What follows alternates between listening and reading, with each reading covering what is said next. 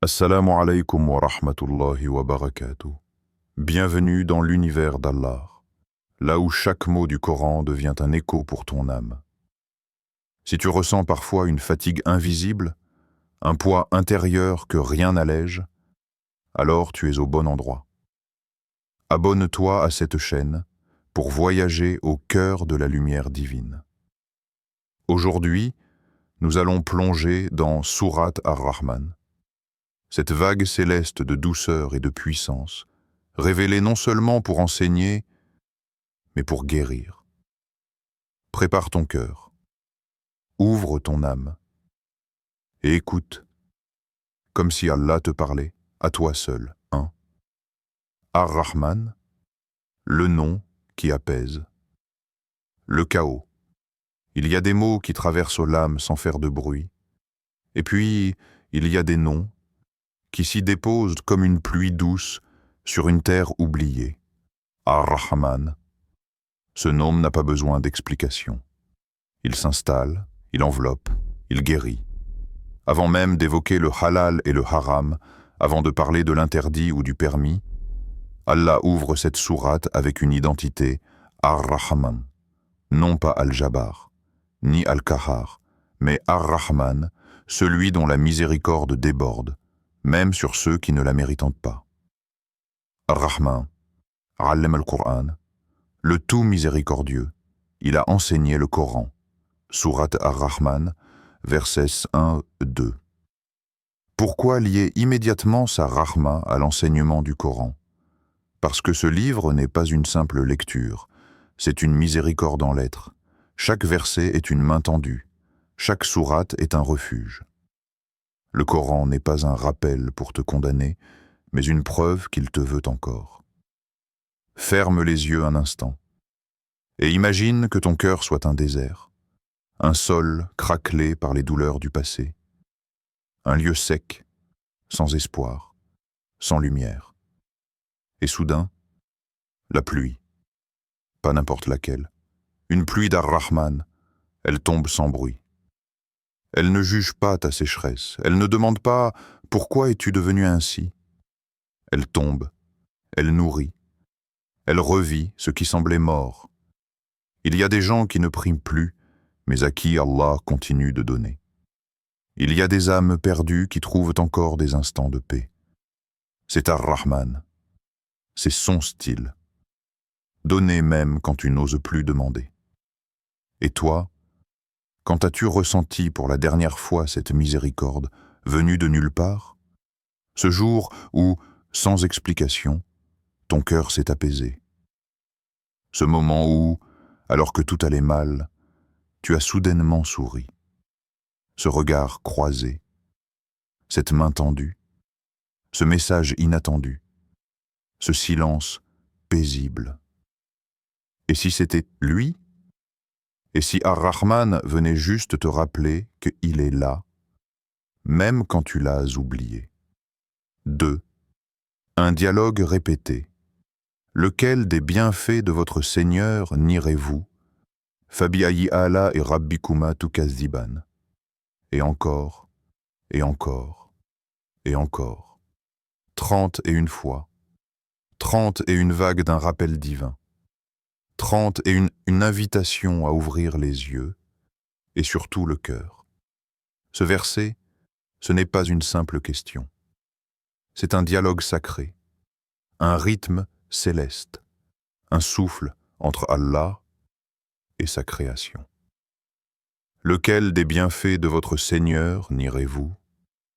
Récité à voix haute, il résonne comme un tambour sacré, un battement d'alerte, un écho puissant qui casse l'arrogance humaine, couche après couche. Ce n'est pas de la répétition, c'est de l'insistance miséricordieuse. Comme une mère qui répète à son enfant « Tu sais que je t'aime, n'est-ce pas ?» Chaque fois que ce verset tombe, il ne dit pas « Souviens-toi des obligations », mais plutôt « Souviens-toi de ce que je t'ai donné », sans que tu ne le demandes. Tu vois la lumière du jour, tu entends le chant des oiseaux, tu respires, sans effort, sans payer, et tu marches. et tu manges, et tu oublies, et pourtant, il continue de donner. Lequel des bienfaits de votre Seigneur nierez-vous? Ce verset est une accusation douce. Une main tendue, pas un poing fermé. Une question posée, mais la réponse est déjà connue. Oui, tu nies, chaque jour, par négligence, par distraction, pas toujours par rébellion, mais par habitude, et c'est là que le Coran te rattrape. Il ne t'attend pas à la mosquée seulement. Il vient te parler dans ta routine, dans ta voiture, dans ta cuisine, dans ton désespoir. Il te répète encore, et ce souffle, et ce pain chaud, et cet ami fidèle, et cette prière qu'on t'a appris petit, tu comptes les problèmes. Mais as-tu compté les preuves d'amour qu'Allah t'envoie chaque jour? Ce soir, prends un stylo, fais de la liste, pas de ce qui te manque, mais de ce que tu oublies de remercier. Et à chaque mot écrit, entends cette voix céleste qui te demande encore « Fabiayi ala'i rabbikuma tukazziban ». 3. L'harmonie cosmique. Quand l'univers devient un dhikr, la lune veille. Le soleil gouverne. Les étoiles naviguent dans le silence de l'infini et la mer respire. Le soleil et la lune évoluent selon un calcul précis. Sourate Ar-Rahman, verset 5. Tout est ordre, tout est rythme, tout est dhikr. Chaque élément de l'univers suit une trajectoire, une cadence invisible, une soumission silencieuse à un maître que nul ne voit, mais que tout reconnaît. La terre tourne, mais elle ne se perd pas. Les saisons changent, mais jamais en désordre. Les astres brûlent, brillent, s'éteignent, mais toujours à l'heure. Le monde naturel ne parle pas, mais il chante. Il n'écrit pas, mais il témoigne. Et chaque atome vibre au nom de celui qui l'a créé. Le Coran te l'indique, mais la création te le confirme. Chaque goutte d'eau, chaque brise, chaque nuage est en dhikr. Il n'y a pas de silence dans l'univers. Il n'y a que du souvenir d'Allah sous différentes formes. Les 7 cieux et la terre, et ceux qui s'y trouvent, le glorifiant. Et il n'y a rien qui ne célèbre sa louange. Sourate Al-Isra, verset 44. As-tu déjà écouté le monde avec ton cœur, au lieu de tes oreilles? As-tu déjà regardé un coucher de soleil comme un verset? As-tu senti le vent comme une main divine qui effleure ton visage? Ferme les yeux. Imagine. Tu es au bord de la mer. Il fait nuit. Tu récites Sourate Ar-Rahman. Et à chaque « Fabi'ayyi ala'i rabbikuma tukazziban » une vague répond. Pas par hasard, pas par bruit, mais par adhésion, par glorification. Toi, créature dotée de libre arbitre, tu hésites à faire dhikr. Mais la vague, elle, ne s'arrête jamais. Le vent ne cesse jamais de souffler au nom d'Allah. La lune ne manque jamais son rendez-vous nocturne avec la terre. Et toi, où est ton rythme? Quelle est ta mélodie? As-tu oublié de rejoindre cette immense symphonie? Il ne s'agit pas seulement de prier.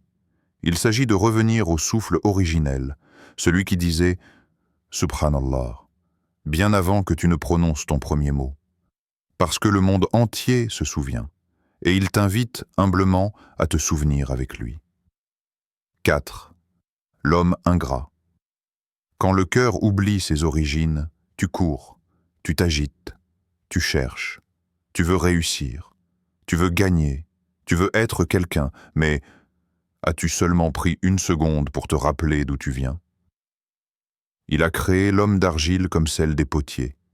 Sourate Ar-Rahman, verset 14. Pas d'or, pas de diamant, juste de l'argile, une terre banale, sans éclat. Et pourtant, Allah l'a choisi pour y insuffler une âme. C'est à partir de cette poussière que l'homme a été façonné. Mais voilà, l'homme oublie. il oublie qu'il est né nu, fragile, dépendant. Et dès qu'il peut marcher seul, il croit qu'il n'a plus besoin de personne, même pas de celui qui lui a donné la capacité de marcher. L'homme a été créé impatient. Sourate Al-Ma'arij, verset 19. C'est vrai, c'est vrai. Il veut tout de suite. Et quand Allah lui donne, il oublie de remercier. Et quand Allah retient, il se plaint, il doute, il crie. Tu regardes ton reflet dans le miroir, tu ajustes tes vêtements, tu construis ton image. Mais as-tu déjà regardé ton âme? Ce cœur qui s'est endurci, cette foi qui s'est refroidie, cette gratitude devenue silencieuse. L'ingratitude, ce n'est pas seulement ne pas dire merci. C'est vivre comme si Allah ne t'avait rien donné. C'est respirer sans se souvenir de qui te donne l'air. C'est manger sans penser à celui qui fait pousser. C'est dormir sans confier ton âme à celui qui la rend au matin. Tu as un toit, une famille, une santé, et malgré tout, ton cœur est vide. Peut-être parce que tu te remplis de ce monde, mais tu as oublié la source de tout. Et si aujourd'hui tu retombais à genoux, pas par faiblesse, mais par lucidité, et si tu pleurais non pas à cause d'un manque, mais par conscience de ta dépendance totale à Allah, revenir à la poussière, c'est ne pas oublier qu'elle est ta racine. Et c'est là que commence la vraie élévation, quand tu reconnais que tu n'es rien, et qu'Allah, lui, est tout. 5. La guérison par les bienfaits invisibles. Il y a des bienfaits qu'on touche, d'autres qu'on entend, certains qu'on voit d'un simple regard, mais il y a ceux que l'on ressent. Et ceux-là sont les plus profonds, les plus puissants, les plus négligés. Il a créé les plantes aux senteurs variées. Sourate Ar-Rahman, verset 12. Un verset délicat, presque secret. Il ne parle pas de montagnes, ni d'étoiles, ni de miracles éclatants, mais de senteurs, ces choses invisibles que l'on capte uniquement avec le cœur éveillé. Et si, derrière ces parfums de la terre, Allah nous montrait une guérison plus subtile? Et si les fleurs, les herbes, les feuillages étaient un miroir de ce qui sommeille en nous? Il y a en toi des jardins intérieurs, des parfums qui n'ont pas encore éclos, des racines de lumière que tu n'as pas arrosées depuis longtemps, pas parce qu'elles sont mortes, mais parce que ton cœur est devenu trop bruyant, trop sec, trop pressé. Allah, dans sa rahma, n'évoque pas seulement la création pour l'admirer, il l'évoque pour te rappeler qui tu es vraiment. Toi aussi, tu es une création parfumée. Toi aussi, tu as été façonné avec soin. Et pourtant, quand as-tu pris le temps de ressentir ta propre fragrance intérieure? Pas ton image, pas ta réputation, mais cette douce vibration qui émerge quand tu fais une bonne action, quand tu pardonnes, quand tu te rappelles. Chaque bienfait invisible est une main posée doucement sur ton âme, un vent frais après une longue marche, un silence qui te parle mieux que 1000 discours. La guérison ne se voit pas toujours dans les résultats. Elle commence dans le calme d'un instant, dans une respiration consciente, dans une sujoud silencieuse. Elle pousse lentement, comme une plante discrète mais constante. Ferme les yeux, inspire, expire, et dis du fond de ton cœur, Ya Ar-Rahman, fais fleurir mon cœur comme tu fais fleurir la terre. Parce que lui seul sait où planter la paix et comment la faire germer, même dans les sols les plus abîmés. 6. L'avertissement discret, entre douceur et crainte, même dans la plus mélodieuse des sourates, il y a un feu qui murmure, une flamme cachée entre les versets de miséricorde, un avertissement enveloppé dans la soie. Ils seront reconnus à leur visage par la marque du feu brûlant, et on leur saisira le toupet et les pieds. Sourate Ar-Rahman, versets 43 à 44. La sourate s'ouvre avec Ar-Rahman. Elle coule comme une source de douceur. Mais soudain, une fissure, un silence. Puis, l'évocation du feu, pas brutalement, pas en criant, mais avec une précision chirurgicale. Comme pour choquer doucement ceux qui s'étaient endormis dans la beauté du texte. Pourquoi mêler le feu à la miséricorde? Parce qu'il n'y a pas de lumière sans ombre. Parce que l'amour d'Allah n'est pas aveugle. Il est juste.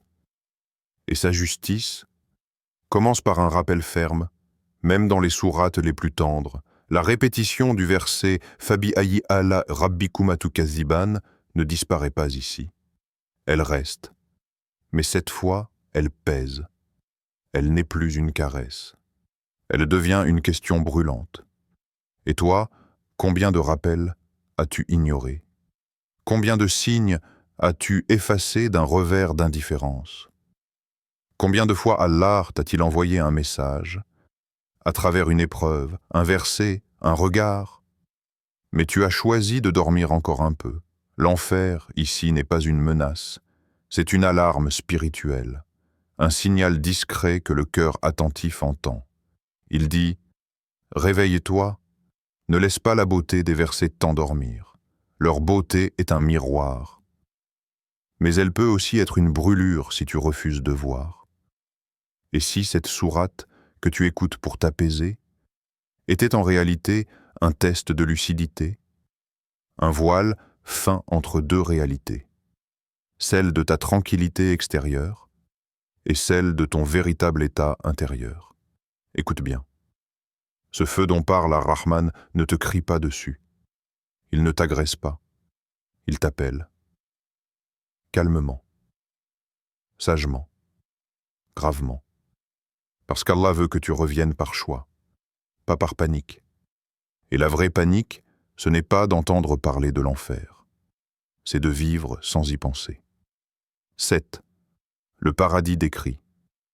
Comme si tu y étais, ferme les yeux, éteins les bruits du monde, et laisse-toi porter vers un lieu que ton âme connaît, même si tes yeux ne l'ont jamais vu. 2 jardins. Pas un, mais 2. Et dans chacun, des sources jaillissantes, des arbres penchés par le poids de leurs fruits, des tapis étendus, des lits ornés, des parfums inconnus, et un silence qui guérit. Dans ces 2 jardins, il y aura 2 sources jaillissantes. Sourate Ar-Rahman, verset 76. C'est une description, mais pas une simple peinture. C'est une invitation sensorielle. Allah te décrit le paradis pour que tu le ressentes avant même d'y entrer. Tu entends l'eau couler. Tu ressens la fraîcheur sur ta peau. Tu vois les couleurs que tu n'as jamais vues. Tu respires un air sans poussière, sans souci, sans souvenir du mal. Et dans ce décor céleste, il y a toi. Ton dos qui te faisait souffrir ne se souvient même plus de la douleur. Ton cœur blessé n'a gardé aucune cicatrice. Ta poitrine serrée s'est ouverte comme les fleurs qui entourent ton repos. Tu n'as pas peur de perdre. Tu n'as plus à prouver. Tu n'as rien à craindre. Tu es chez toi. Et au-dessus de toi, l'ombre d'arbres éternels.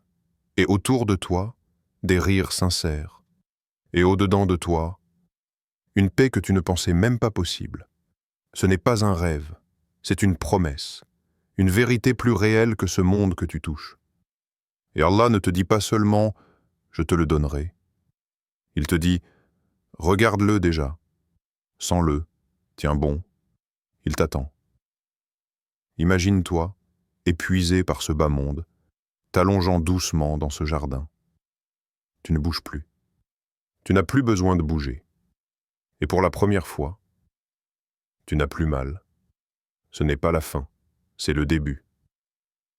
Invocation douce. Ya Rahman, fais-moi goûter à cette paix avant même le paradis. Fais que mon cœur y trouve un refuge, que mes larmes y deviennent des gouttes de lumière, et que mon âme, même ici-bas, commence à y vivre. 8. Ar-Rahman, une sourate à écouter quand l'âme pleure. Écoute, Ar-Rahman, quand tout dort, quand même les murs semblent fatigués, quand il n'y a plus de bruit, sauf celui de ta respiration et de tes pensées. C'est dans ces nuits-là que le Coran parle autrement. Tu n'as rien à faire, juste à poser tes écouteurs, fermer les yeux et laisser Ar-Rahman couler dans ton cœur. Chaque verset tombe comme une goutte d'eau sur une plaie invisible. Chaque répétition de « Fabi'ayyi a'la'i rabbikuma tukazziban » est une main d'Allah qui te dit « Je suis encore là, même maintenant. Toute chose périra, sauf sa face. » Sourate Ar-Rahman, verset 27. Les gens t'oublient, le monde tourne sans toi. Même ton propre cœur semble parfois t'abandonner. Mais lui n'a jamais fermé les yeux. Tu veux guérir? Pas seulement dormir, fuir ou oublier. Tu veux guérir pour de vrai, alors reviens à celui qui ne meurt jamais. Car tout s'efface, tout s'éteint. Mais sa lumière, elle, reste debout dans les nuits les plus noires. Tu n'as pas besoin de faire semblant d'aller bien devant Allah. Tu peux pleurer, trembler, ne pas savoir quoi dire. Il comprend même les silences. Le monde va trop vite. Mais Allah, lui, t'attend lentement, tendrement. Il ne crie pas, il ne presse pas. Il t'attend avec la sourate Ar-Rahman posée comme un oreiller sous ton âme. Et si cette nuit, au lieu de scroller, fuir ou t'endormir sur une douleur, tu mettais cette sourate et tu pleurais doucement dans les bras d'Ar-Rahman? 9. Une pluie de Rahma. Merci d'avoir voyagé avec nous, dans l'univers d'Allah, à travers les vagues de sa parole, à travers les échos de sa douceur, jusqu'aux profondeurs de ton âme. Si cette sourate t'a touché, si tu as senti un frisson, une larme, ou une paix que tu ne peux pas expliquer, ce n'est pas un hasard. C'est Ar-Rahman qui te parle. C'est ta relation avec Allah, qui vient d'être rappelée à la vie. Alors ne t'arrête pas là. Abonne-toi à cette lumière, partage-la avec un cœur en quête, et laisse en commentaire cette invocation. Ya Rahman, fais pleuvoir sur mon cœur ta miséricorde, jusqu'à ce qu'il n'ait plus besoin d'autre chose que toi. Car oui, il y a des pluies qui trempent la terre, et d'autres qui lavent le cœur. Qu'Allah fasse de sourate Ar-Rahman ton refuge, quand tu es perdu, ton baume, quand tu es blessé, ton repère, quand tu es épuisé, et ton écho à chaque battement de ton cœur. Et quand la vie devient floue, quand tout semble trop lourd à porter, souviens-toi qu'il existe une sourate où Allah se présente à toi comme Ar-Rahman, avant même de parler du paradis ou de l'enfer. Et ça, c'est tout l'amour d'Allah résumé en un nom. Wa sallallahu ala sayyidina Muhammad, walhamdulillahi rabbil alamin, assalamu alaykum, wa rahmatullahi wa barakatuh.